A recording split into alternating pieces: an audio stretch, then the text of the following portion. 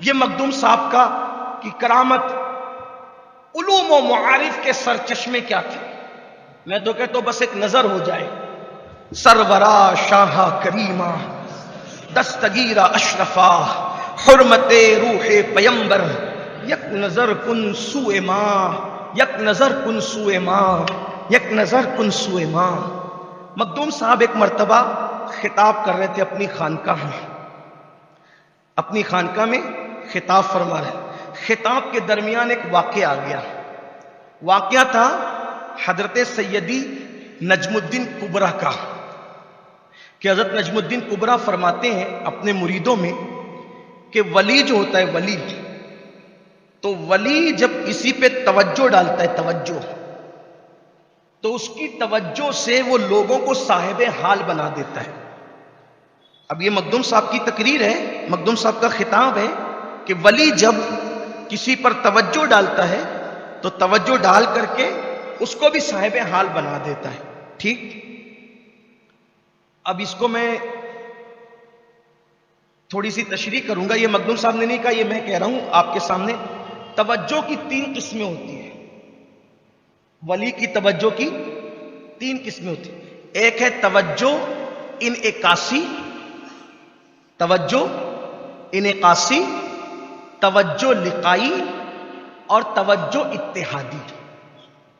یہ جو توجہ انعکاسی ہوتی ہے، جیسے کہ کوئی شعاع کسی پر انعکاس کے ساتھ منعکس ہو کر کے آ جائے، جیسے کہ آپ آئینہ رکھیں اور آئینے سورج کے سامنے رکھیں تو وہ سورج کی کرنیں دیوار پہ پڑیں تو ایسا لگتا ہے کہ سورج کی ڈائریکٹ کرنیں، حالانکہ دیوار پہ کچھ ہوتا نہیں ہے، لیکن یہ آئینے کی کارسازی ہے، آئینے کی یہ کرامت کہہ لیجئے، آئینے کا یہ کمال کہہ لیجئے کہ سورج کی شعاعیں اس طرف جو ہے وہ منعکس ہو کر کے آتی ہے۔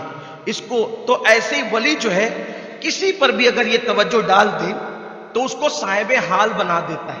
لیکن صاحب حال جو بنتا ہے تو اس کی ایک وہ ہوتی ہے، ایک اصطلاح ہے اس کی کہ وہ کچھ نعمت پا جاتا ہے، بزرگی پا جاتا ہے، ایسا۔ لیکن اعلیٰ درجے کی توجہ ہے توجہ اتحادی، اور توجہ اتحادی جو ہوتی ہے وہ ایسی ہوتی ہے کہ پیر اپنے مرید پر توجہ ڈالتا ہے تو پیر اور مرید دونوں ایک جیسے نظر آتے ہیں، کردار میں، شکل میں، صورت میں، انداز میں، گفتار میں رنگ اپنا جما دیتا ہے۔ تو یہ توجہ کی قسمیں ہیں۔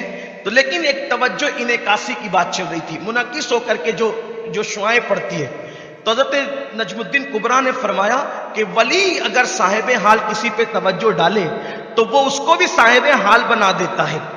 تو اس وقت آپ نے فرمایا حتیٰ کہ اللہ ولیوں کو یہ شان دیتا ہے۔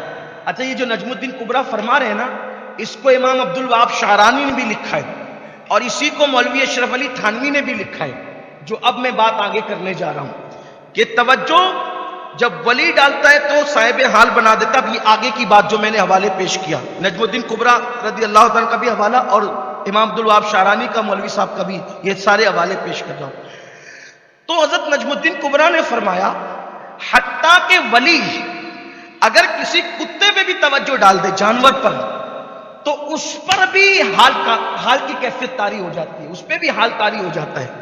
تو آپ کے ایک مرید تھے نجم الدین کبریٰ کے، انہوں نے کہا کیا کتے پر بھی حال طاری ہو سکتا ہے اگر ولی کی توجہ پڑے تو؟ کاش میں یہ منظر دیکھوں کہ کتے پر بھی حال طاری ہوتا ہے ولی کی توجہ سے۔ دیکھو اولیاء کی شان کیا ہے، وہ توجہ کر دیں۔ لوگ کہتے ہیں ولی کے پاس جانے سے کیا ہوتا ہے، قرآن کہتا ہے اِنَّا رَحْمَتَ اللَّهِ قَرِيبٌ مِّنَ الْمُحْسِنِينَ، اللہ کی رحمتیں ولیوں کے قریب ہے۔ اور یہ ولیوں ہی کا عقیدہ امام عبدالوہاب شعرانی کہہ رہے ہیں، نجم الدین کبریٰ کہہ رہے ہیں، مخدوم اشرف جہانگیر سمنانی کہہ رہے ہیں کہ ولی اگر توجہ کر دیں تو جانوروں کو بھی پھر کچھ نصیب ہو جاتا ہے، کوئی نعمت ان کو بھی نصیب ہو جاتی ہے۔ جب ولی کی توجہ سے اللہ اکبر، جب جانور صاحب نعمت ہو جاتا ہے تو انسان کی شان کا عالم کیا ہوگا۔ اور وہ جو یہ عنوان نکلا تھا نا نجم الدین کبریٰ کی خانقاہ میں، وہ اصحاب کہف کے کتے کو لے کر کے نکلا تھا۔ اصحاب کہف کا واقعہ بیان ہو رہا تھا اور توجہ کی بات آ گئی تو فرمایا کہ آج بھی اگر کوئی ولی کسی جانور پر توجہ ڈال دے تو اس کو بھی صاحب حال بنا دے۔ یہ بات ہوئی تو مرید نے سوچا کہ یہ کیسے ہو سکتا ہے، میں وہ منظر دیکھوں اتفاق سے ان کے دل کے آنے والے خیال کو حضرت نجم الدین کبریٰ نے محسوس فرمایا، اور محسوس فرمانے کے بعد آپ اٹھے خانقاہ کے اندر۔ یہ نجم الدین کبریٰ کون ہے؟ امام فخر الدین رازی کے پیر و مرشد ہے، اور آپ کے ماموں بھی ہے۔ یہ نجم الدین کبریٰ وہی ہے جب حضرت مخدوم حضرت فخر الدین رازی دنیا سے جا رہے تھے تو شیطان آپ کے پاس آیا، اور آنے کے بعد آپ سے پوچھنے لگا اللہ ایک ہے، اس کی دلیل کیا ہے؟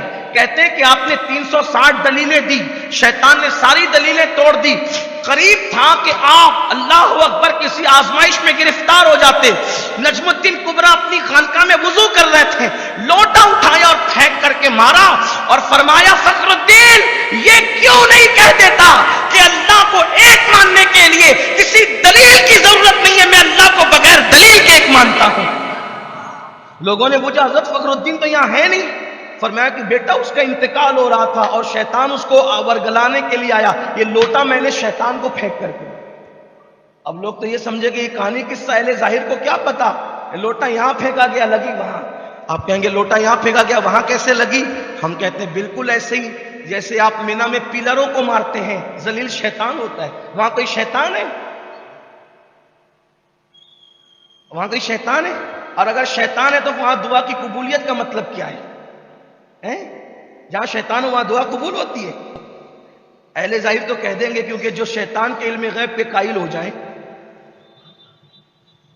جو شیطان کے علم رسول اللہ سے زیادہ ماننے لگے، انہیں کوئی مسئلہ ہی نہیں ہے، وہ تو کچھ بھی کہیں گے، انہیں کہنا بھی کچھ بھی ہے، انہیں پرابلم، کوئی مسئلہ نہیں ہے، وہ تو جو جی میں آئے کہہ دے، انہیں کون روکنے والا ہے۔ لیکن جہاں یہ پیلر ہے جسے جمرات کہتے ہیں، وہاں دعا کی قبولیت کی وہ جگہ ہے، پتھر مارو دعا کرو دعا قبول ہوگی، تو شیطان وہاں ہے تو اس لیے دعا قبول ہوگی؟ معاذ اللہ، نہیں، وہاں شیطان ذلیل ہو رہا ہے، شیطان وہاں سے بھاگا ہے کنکری کھا کر ابراہیم علیہ السلام کی، آج اس کو وہیں یادگار کے طور پہ مارا جا رہا ہے۔ وہ جتنا شیطان اس دن ذلیل ہوتا ہے کسی اور دن کیا ذلیل ہو، اتنا ذلیل ہوتا ہے۔ تو پتھر آپ کے پڑتے ہیں کہ نہیں، اس پہ ذلت اس کی ہوتی ہے کہ نہیں ہوتی؟ یہ بات اہل عرفان کی ہے، بہت ساری چیزوں کو عقل سے سمجھنے کی ضرورت نہیں ہوتی، کبھی کبھی عشق کے چراغ بھی جلایا کرے، عشق کے دیے بھی جلایا کرے۔ اور میرے امام کا یہ مصرع تو مجھے بہت اچھا لگتا ہے، ہم عشق کے بندے ہیں کیوں بات بڑھائی۔ ہائے ہائے، کس کے بندے ہیں؟ عشق کے بندے ہیں۔ ابھی لوگ اسی میں الجھے ہوئے ہیں، نانو عباد و محمدین کہنا جائز ہے کہ ناجائز ہے؟ میرا امام عشق و محبت کہتا ہے ہم عشق کے بندے ہیں کیوں بات بڑھائی۔ یہاں بندے سے مراد غلام ہے، اس لیے کہ بولنے والے کی مراد بولنے والے کو دیکھ کر لی جائے۔ فرمایا ہم عشق کے بندے ہیں، ہم عشق کے بندے ہیں کیوں بات بڑھائی۔ تو نجم الدین کبریٰ نے کہا کہ میں نے اس کو بھگایا اور وہ بھاگ گیا، اور الحمدللہ فخر الدین رازی کامیاب ہو گیا، وہی نجم الدین کبریٰ ہے۔ اصحاب کہف کا ذکر ہوا، کسی نے سوچا کہ کیا کتے پہ بھی آج بھی ایسا ہو سکتا ہے جو اصحاب کہف والے کتے پہ ہوا، آج بھی کسی کی توجہ پڑے تو کتا ایسا ہو سکتا ہے۔ حضرت نجم الدین کبریٰ کھڑے ہوئے خانقاہ کے دروازے پر آئے، جب خانقاہ کے دروازے پہ تشریف لائے تو حسن اتفاق، اللہ اپنے ولیوں کو کیا شان دیتا ہے، ادھر نجم الدین کبریٰ دروازے پر آئے، ادھر کتا بھی دروازے پہ آئے، آپ نے اس کو غور سے دیکھا، نظر ڈالی، ہائے ہائے، نجم الدین کبریٰ نے نظر ڈالی، نظر کا ڈالنا تھا، وہ کتے کی آنکھ سے آنسو نکلنے لگے اور وہ تڑپنے لگا، مخدوم صاحب فرماتے ہیں وہ تڑپنے لگا، نجم الدین کبریٰ کے قدموں پہ لوٹنے لگا۔ پھر اس کے بعد اس کتے کا حال یہ ہو گیا، کتے کا، کہ جہاں بھی وہ بیٹھتا 40-50 کتے اس کے ارد گرد بیٹھتے تھے اس کے ادب میں، یعنی وہ کتا ایسا صاحب حال ہو گیا تھا۔ اور پھر وہ زیادہ دن تک زندہ نہیں رہا، پھر وہ مر گیا اور اس کو پھر لوگوں نے دفن کر دیا۔ یہ میں نے امام عبدالوہاب شعرانی، نجم الدین کبریٰ، مخدوم سمنانی، ان کے حوالے سے بات کری۔ اب مخدوم صاحب جب یہ واقعہ بیان کر رہے تھے تو مخدوم صاحب کے ایک مرید تھے،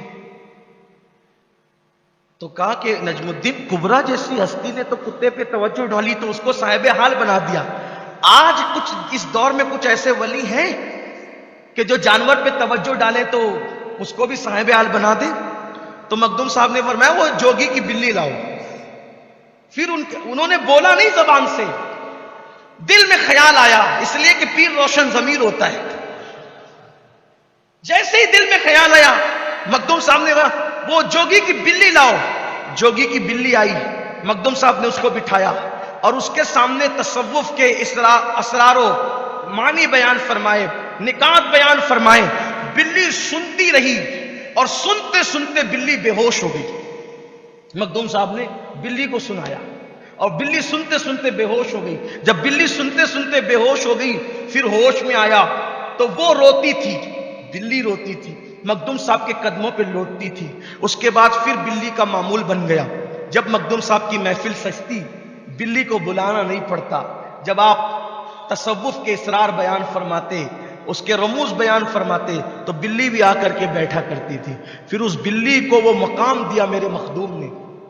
جانور کہاں پہنچتے ہیں ولیوں سے وابستہ ہو کر، مخدوم صاحب نے وہ مقام دیا کہ پھر بلی کی یہ شان ہو گئی. اس وقت بلی کی یہ شان ہو گئی کہ مہمان خانقاہ میں جتنے آنے والے ہوتے بلی اتنی مرتبہ آواز لگاتی اور پھر اسی کے حساب سے کھانا پکتا مخدوم صاحب کی خانقاہ میں. ایک دن ایسا ہوا کہ بلی نے آواز لگائی جتنی بار اتنی روٹیاں بنی. اس کے بعد جو ہے روٹیاں تقسیم ہوئی تو روٹیاں تقسیم ہونے کے بعد ایسا ہوا کہ ایک روٹی کم پڑ گئی. تو مخدوم صاحب نے باورچی سے کہا، جو مطبخ کے ذمہ دار تھے، دیکھ ریکھ کرتے تھے، ان سے کہا آج کیسے ہو گیا کہ ہمارے مہمان کے لیے ایک روٹی کم پڑ گئی؟ ایسا تو کبھی ہوا نہیں. انہوں نے عرض کیا حضور یہ بلی نے جتنی مرتبہ آواز لگائی میں نے اتنی روٹیاں پکائی. تو آپ نے بلی کو دیکھا، مخدوم صاحب نے بلی کو دیکھا اور بلی نے کیا کیا، سارے جو فقراء اور صوفیہ بیٹھے تھے ہر ایک کی گود میں گئی اور گود کو سونگا. سونگنے کے بعد دوسرے کی گود میں گئی، اس کو سونگا، تیسرے کی گود میں گئی، اس کو سونگا، چوتھے کی گود میں گئی، اس کو سونگا. بعد میں ایک بندے کی گود میں گئی، اس کو سونگا اور جا کر اس کی گود میں پیشاب کر دیا. اس کی گود میں پیشاب کیا. مخدوم صاحب نے فرمایا کھڑے ہو جاؤ، آپ صوفیوں میں سے نہیں ہو، آپ فقیروں میں سے نہیں ہو، آپ اہل اللہ میں سے نہیں ہو. قدم پکڑ لیے اس نے، قدم پکڑ لیے اس نے. فرمایا آپ سچ کہتے ہیں؟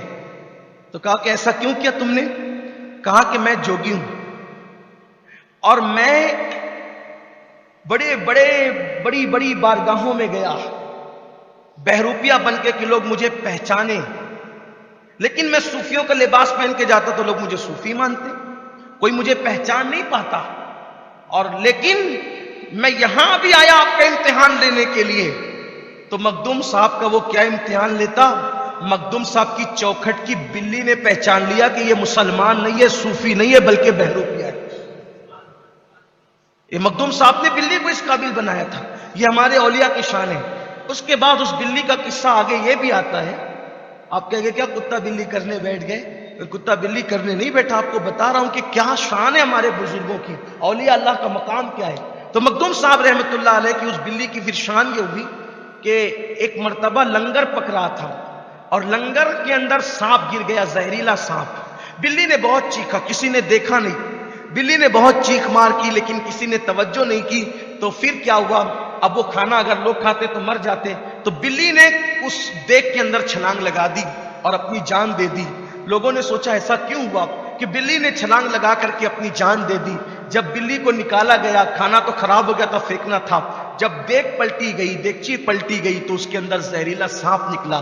تب لوگوں کو پتا چلا کہ مخدوم صاحب کی بلی نے ان فقیروں کی جان بچانے کے لیے اپنی جان کو قربان کر دیا.